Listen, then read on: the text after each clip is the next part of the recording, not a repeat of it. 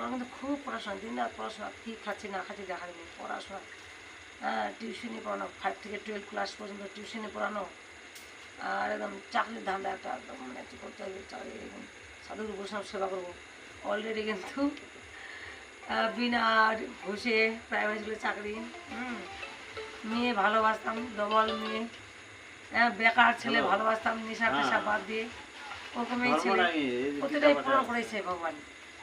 এবারে এই চাকরি পাওয়ার পরে না এখানে কেমন অশান্তি, স্কুলে বাচ্চাগুলোকে পড়ায় শান্তি পাই না।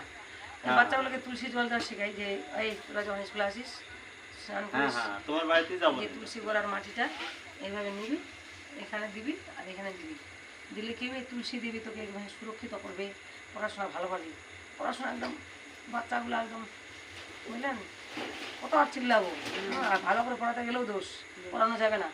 মনে করেন যে 4 জন দিদিমণি মাস্টার আছে, দিদিমণি আপনি বেশি বাড়াবাড়ি করছেন, মানে বেশি ভালোবাসাও যাবে না, একদম বন্দিখানা।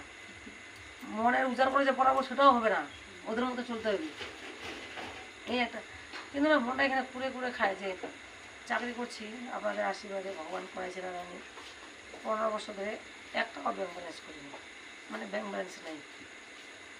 কী করে যে জন্মটা ভারতবর্ষে, কী করে ছোঁয়া পোয়াগুলা মানুষ হবে, মানে নিজের বাচ্চাকে কোনোদিনও ভালোবাসিনি, পরের বাচ্চাকে বেশি ভালোবাসি।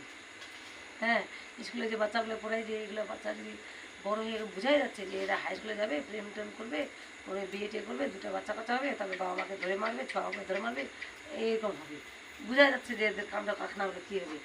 কিন্তু এদের গাইড বাড়িতে বাবা মা নাই, আমরা টিচাররা গাইড করতে পারবো না, মাস্টার দিদিমণিগুলো ভাগবত ক্লাস নাই, তো এরা কী করে মানুষ হবে।